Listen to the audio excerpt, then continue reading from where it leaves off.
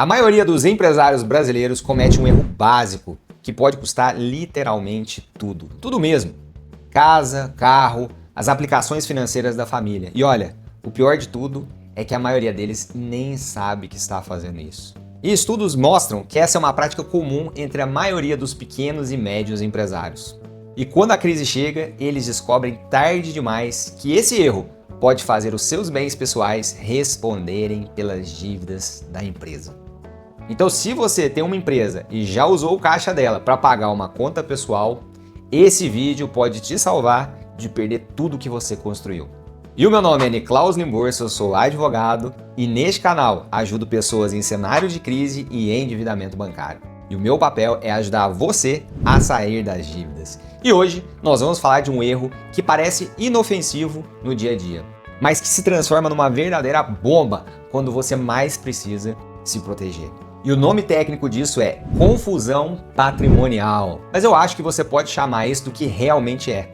É o ingênuo que está jogando o jogo sem estudar as regras. Então deixa eu fazer aqui para você algumas perguntinhas. E eu quero que você seja honesto comigo e principalmente com você mesmo. Fala para mim, você já usou o cartão corporativo para comprar alguma coisa que não era para sua empresa?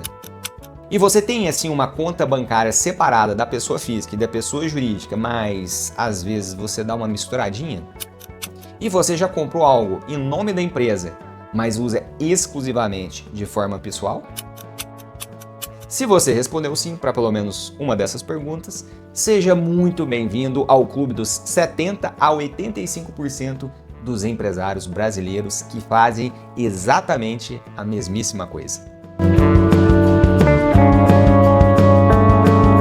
E é exatamente isso. A maioria absoluta dos pequenos e médios empresários do Brasil não separa a pessoa física da pessoa jurídica. E olha, eu entendo perfeitamente por que isso acontece.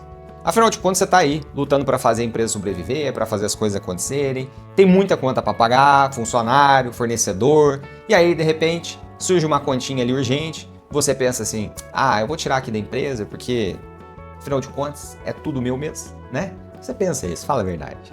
E no final das contas, parece até razoável, porque vai que eu não tenho dinheiro na conta, pessoa física, tenho dinheiro na PJ, eu vou lá, pago. Faz sentido, parece até eficiente. Mas essa é uma armadilha perfeita do personagem ingênuo, que é aquele empresário que age de boa fé, sem malícia, mas que não estudou as consequências dos seus próprios atos. É aquele que não se preparou, que não conhece as regras do jogo que atualmente está jogando. E quando a crise chega, quando as dívidas apertam e quando você precisa mesmo ter aquela proteção patrimonial, você descobre que ela não existe mais. E eu vou te explicar por que isso importa tanto. Quando você abre uma empresa corretamente, existe um princípio chamado separação patrimonial. E esse princípio diz o seguinte: ela tem o seu CNPJ e você tem o seu CPF. Cada uma tem o seu patrimônio próprio, as suas próprias responsabilidades. E você aí, pessoa física, tem o seu CPF, seu patrimônio, né? Tem toda a sua vida separada e eu acredito que você quer preservar as coisas assim, não é verdade? Na teoria, se a empresa quebrar e se ela tiver dívidas, os seus bens pessoais estariam protegidos. Então a sua casa não poderia ser penhorada, o seu carro não poderia ser levado e a sua conta pessoal não poderia ser bloqueada. Porque, afinal de contas, a dívida é da pessoa jurídica, ela não é sua. Mas, e sempre tem um mas, essa proteção só vai funcionar para você se você respeitar a separação entre as personalidades. Mas quando você mistura os patrimônios, quando você confunde o dinheiro da empresa com o seu dinheiro pessoal, você está dando aos seus credores e à justiça prova concreta que essa separação não existe de verdade. É como se você estivesse dizendo assim para todo mundo, na prática, a empresa e eu somos apenas uma coisa. E aí vai acontecer o que a gente chama de desconsideração da personalidade jurídica. É algo que você não quer quebrar essa separação entre PF e PJ. E esse é um momento em que o juiz determina que não existe uma separação real entre vocês. Então os bens pessoais vão responder pelas dívidas da empresa. Então imagine que você tinha ali uma dívida na sua empresa de 400 mil, 600 mil, 1 milhão, e agora, de repente, essa dívida também é sua. Agora imagina só, aquela casa que você levou anos para comprar, de repente ela pode ser penhorada. O carro que está lá no seu nome pode ser levado e de repente a conta bancária da sua família, que tem lá suas reservas, pode ser bloqueada.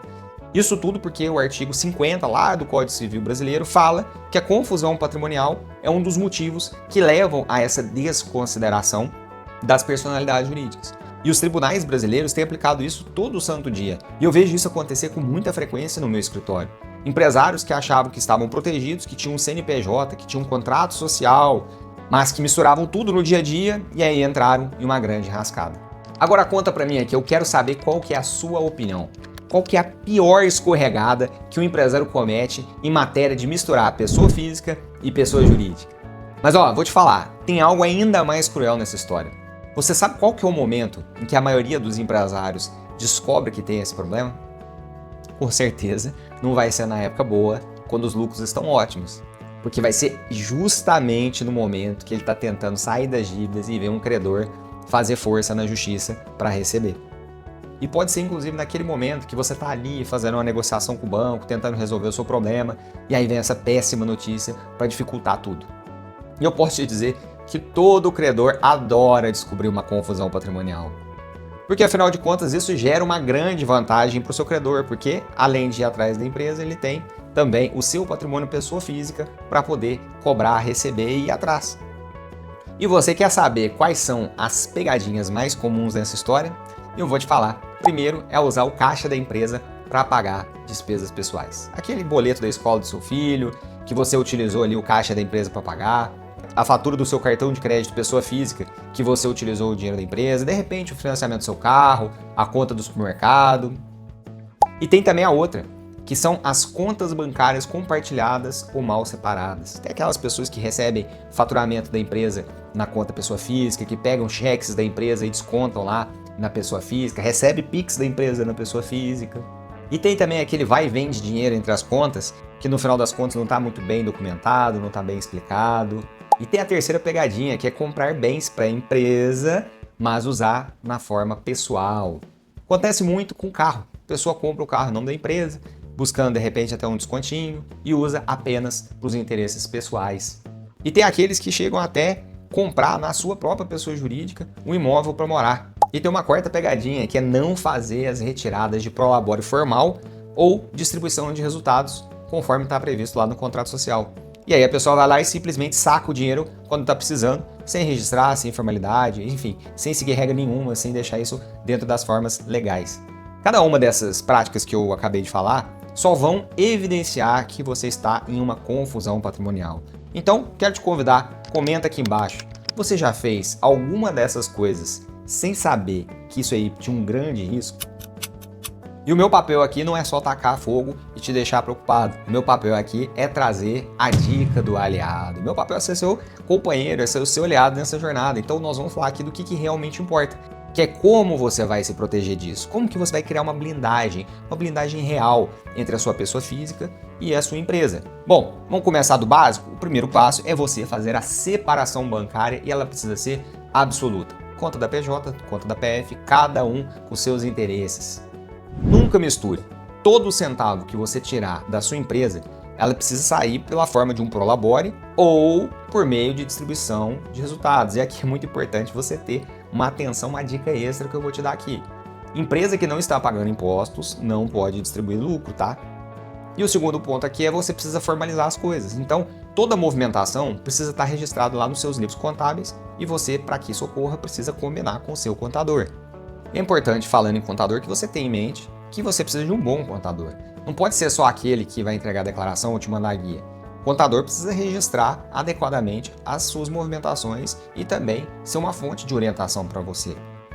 Ele tem que estar atento para interpretar todas as movimentações financeiras que a sua empresa gera para registrar tudo direitinho. É muito comum a gente ver balanços mal registrados, mal contabilizados, e isso pode gerar um problemão para o advogado poder te defender e justificar que você não fez confusão patrimonial. E olha, tudo isso que eu estou te falando aqui é apenas a ponta do iceberg. Por isso que tanto lá no Método EJET, quanto lá no nosso escritório de advocacia, a gente trata sobre a proteção patrimonial com muito carinho. Porque isso evita que você possa sofrer aí bloqueios na sua pessoa física. Porque sair das dívidas não é só apenas negociar com os bancos, é também proteger tudo que você construiu ao longo da sua vida. E a confusão patrimonial é uma das maiores ameaças a essa proteção. E no final você pode estar fazendo tudo certo no meio de uma negociação, Mas se os seus bens pessoais ficarem expostos, isso pode causar um grande problema e atrasar o seu processo de negociação e atrasar a sua saída das dívidas. Então, bora evitar isso aqui? Combinado?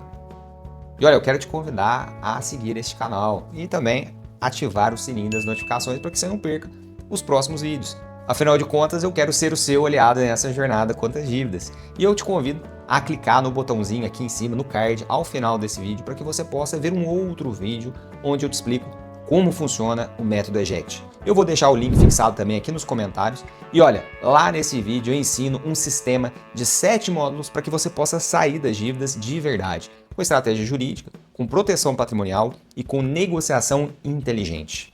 E caso você precise de bons advogados, tem também um link para o atendimento do meu escritório de advocacia. Então, um abraço para você, até o próximo vídeo. Eu quero ver você aqui apertando esse botãozinho para a gente fazer o seu EJECT das dívidas.